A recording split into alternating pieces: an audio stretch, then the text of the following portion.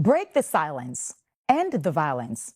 You're watching Voices of Victory, a TV program designed to raise awareness on domestic violence. I'm your host, and my name is Danette Mahabeer-Turner, a domestic violence survivor, advocate, and published author of the book Leave Alive, subtitled Goodbye Domestic Violence. And today, I'm wearing the color purple. Purple is a symbol of peace, courage, survival, honor, and personal dedication to domestic violence awareness. Joining me today is a courageous woman of faith, a survivor, a leader, and a co-pastor who's using her voice and her platform to bring light to the darkness of abuse. Her story is one of pain, yes, but also of purpose and power. Joining me today is none other than Joanne Willis. Welcome to the show. Thank you. Glad to be here. Yes, so we're going to talk all things domestic violence awareness. I would love for you to share your story and talk about how you have survived this abuse, this crisis that we are constantly facing in our society. And so I want you to start off with sharing a little bit about who you are today and what led you to the work you're doing now as a co-pastor. I am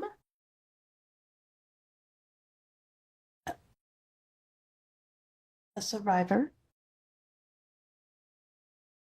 that has endured the pain myself, and I have also endured the pain of losing my sister 2 years ago because of domestic violence. She was murdered. I have followed my path into being a co-pastor so that I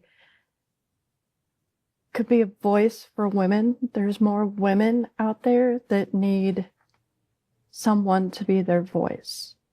There's not enough women in the pastoral leadership. Most churches in the mainstream Christianity do not believe in a woman pastor. Mm-hmm. I work alongside a wonderful pastor who allows me to use my voice in many different ways. I love that. Thank you so much for sharing. I'm so sorry about your sister as well. And, you know, your story today will be one of power and purpose. And I'm so glad that you're here to share that story because someone is watching or will watch this episode and will be empowered. So when did you first realize that what you were experiencing, you mentioned, you know, before experiencing your sister's situation that you've endured domestic violence. Yes. So when did you first realize that what you were experiencing was domestic violence? I did not realize that it was domestic violence. In some ways, I didn't even realize that it was abuse because I left home because of abuse. My stepfather was abusing me, so I married the first man that would take me. I married him, and little things were happening. I couldn't have contact with people. So you were isolated. I was isolated. I did not realize the extent and that it was really abuse until he tossed me through a glass shower door.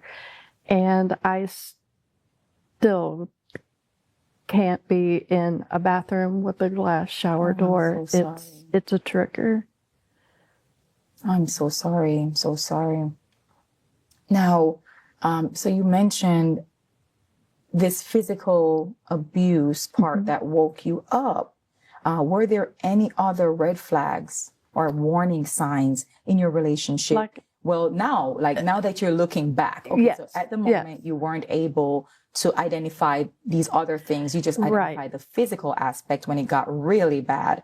But now that you're looking back, what are some of the red flags or warning signs? Like I said, the isolation. Mm-hmm. He took me to an area and it was some distance away from my family. Back then, there was no cell phones, so we had no house phone, and if we did, I wouldn't have been able to use it. Wow. So I had no contact with my family, my friends. I was attending college when we married. He made sure I had no transportation, so I ended up failing that semester because I couldn't get to school. I wasn't allowed to go to school. Because now I see it, that would have elevated me above him. And he did not, that was not an option. The apartment we lived in, if his friends came over, I had to go to the bedroom. I never met any of his friends. I was isolated from everybody. There was no contact with anybody. Wow. He would leave and he would come home only if he couldn't get anything on the street. He would come home and he would rape me. That was my first realization that a wife could be raped by her husband. I just, I had heard little things about it, and I was like, but until you experience it, it is a thing. It is an issue.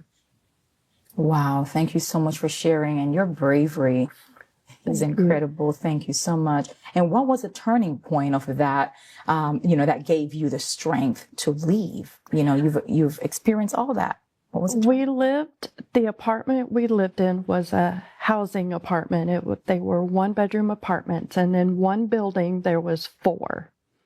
The woman behind our apartment, our bedroom shared a wall, and the bathroom shared a wall. Mm-hmm. So once I went through the shower door, she knew my aunt who lived not too far from where we were. She contacted my aunt, and they worked out a plan. And then my husband had left to go work with his dad. And when he left, the neighbor came and she knocked on the door. I wasn't allowed to answer the door because there were times that he would say he was leaving and he would come knock on the door to see if I would answer the door. I was to be in the apartment and go nowhere. Wow. So the neighbor came, she knocked on the door, and she said my name, and she said, "It's me. It's safe. I have a suitcase. You're to pack it. You're to come to my apartment. Your aunt will be here to pick you up." So wow. She knew what I was going through. And because I couldn't have contact with anybody, she knew that if I did have a plan, I would have no way of executing said plan because I had no way of contacting anybody. Thank you so much for sharing that. It is time for the safety tip of the day, brought to you by the Paducah Police Department, our very own Community Engagement Officer, Officer Blake Quinn. Officer Quinn here from the Paducah Police Department, bringing you our safety tip of the day. Planning a safe refuge. There may come a moment when you need a safe place, either when situations escalate or when you find the right chance to leave. Always have a plan in mind. Emergency shelters. Places like the Merriman House are designed to provide refuge. Remember, it's a good idea to reach out to an advocate in advance. And for those worried about their pets, many shelters can assist, either housing them or arranging free temporary boarding. Trustworthy contacts. If there's a friend or family member the abused isn't familiar with, or if they live at a distance that provides safety, consider heading there. Do remember, if you're taking children, be informed about state custody laws, especially if crossing state boundaries. Anonymous stays. Hotels or apartments can be an option. Paying in cash reduces traceability, ensuring your location remains confidential. Here's a pro tip. Tracking isn't just in movies. Your cell phone can be a beacon to your location. consider using a temporary pay-as-you-go phone, deactivating location services, or if necessary, leaving your primary phone behind. That wraps up today's safety tip, brought to you by the Paducah Police Department.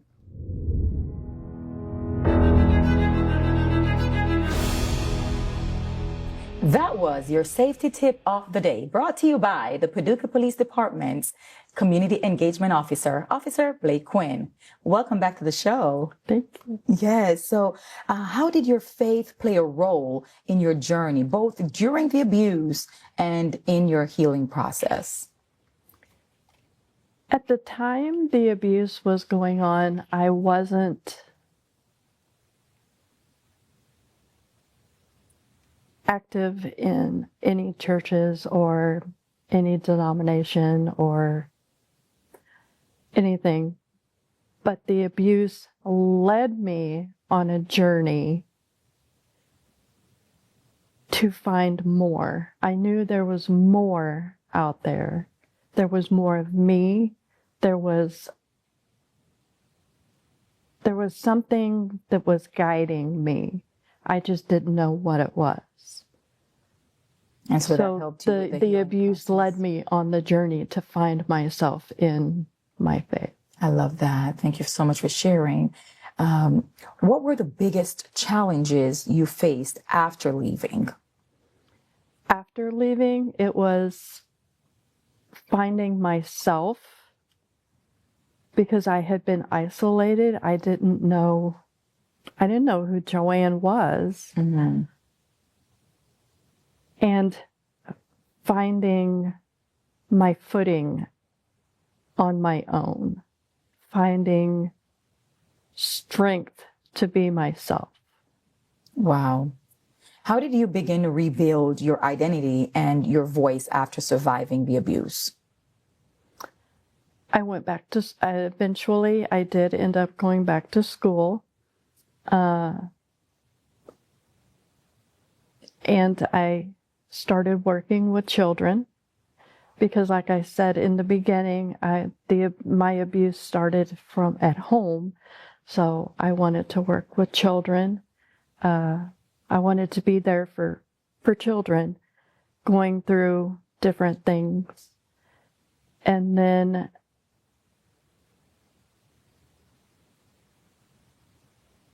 I went to counseling. That was a big step. That was a hard step, but it was a needed step. Necessary step, yes. It helped me guide myself. I love that. And what do you think are the most common misconceptions about domestic violence? It won't happen to me. I'll leave the first time something happens. It won't happen in our family. Our family's strong. It won't happen to us. That is a big misconception. Thank you so much for sharing that. That really is an eye-opener right there. Because I can say that my family did not expect my sister to be murdered. That was a big misconception. Wow. What signs should friends and loved ones look for if they suspect someone might be in an abusive relationship? If your friend was an outgoing person and you see them becoming more into themselves, that's a sign. That's a sign. And that could be a sign, because of the isolation, now they're losing their self-identity. Or if they start wearing stuff to cover themselves. Wow. Thank you so much for sharing that. Do you believe the faith community can do more to support survivors? And if so, how?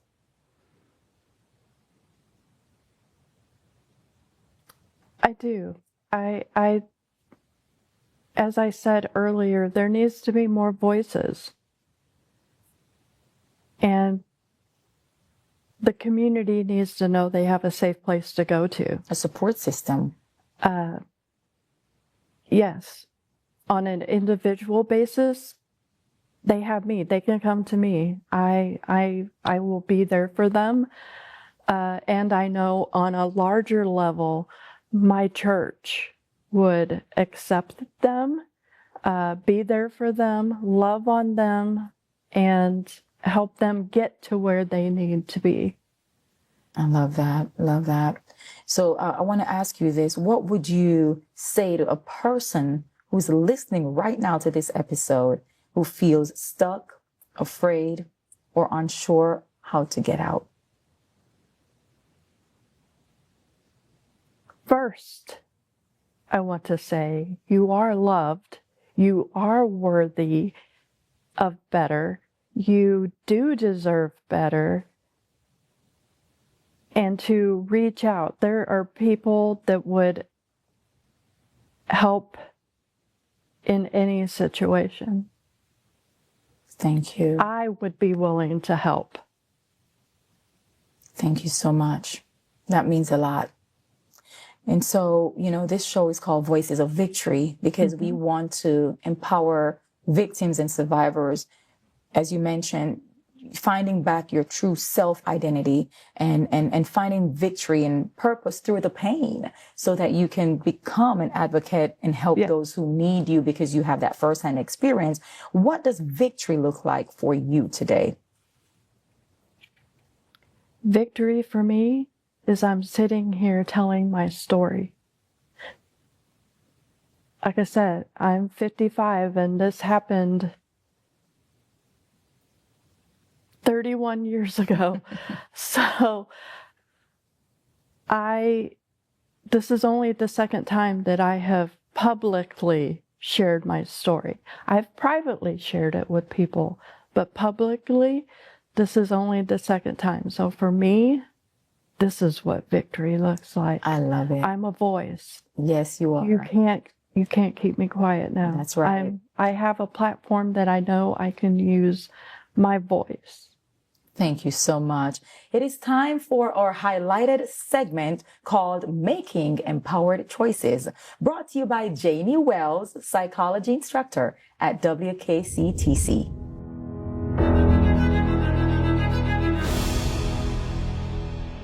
Hi, my name is Janie Wells. I'm a licensed professional clinical counselor and assistant professor of psychology at West Kentucky Community and Technical College. Our second tip is about the abusive mentality. These tips come from Why Does He Do That? By Lundy Bancroft. He also has an excellent book out called Should I Stay or Should I Go? Abusers have a distorted sense of right or wrong. Abuse grows from attitudes and values, not feelings. These attitudes include a sense of entitlement, ownership, and control. Abusers cannot change unless they overcome their disrespect toward their partners and learn how to change these attitudes of entitlement, ownership, and control. Without participating in a program designed especially to address these attitudes, it is highly unlikely he will change. In fact, many abusers who participate in specialized programs still will not change. Abusers are more conscious of what they're doing than they appear to be. It isn't that they are unable to stop abusing, they are unwilling to stop because they don't want to give up power and control. If you've been abused in a relationship, trust your perceptions of how your partner treats you and thinks about you. You are not crazy. Your abuser thrives on confusion. If you've been abused, you may need to work on trusting yourself again, listening to your own internal voice, holding on to your truth. He has thrown you off balance and made you doubt yourself. He may be controlling in many ways. Of your finances, in parenting, he may be physically or sexually assaultive. He may also isolate, intimidate, manipulate, or act possessive. He feels entitled and has the belief that he has a special status that provides him with rights and privileges that do not apply to his partner. Abusers believe the woman does not have a right to anger, but he does. Abusers consider themselves to be superior to their partner. Abusers strive to maintain a good public image, which can lead to everyone else thinking he's wonderful, and the partner or children feeling confused about the public versus private persona. Abusers deny and minimize their abuse.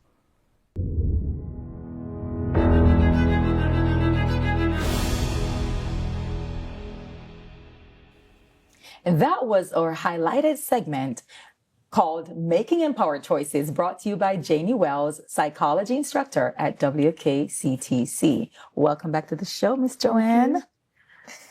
Is there a scripture, quote, or affirmation that carried you through and still speaks to you now?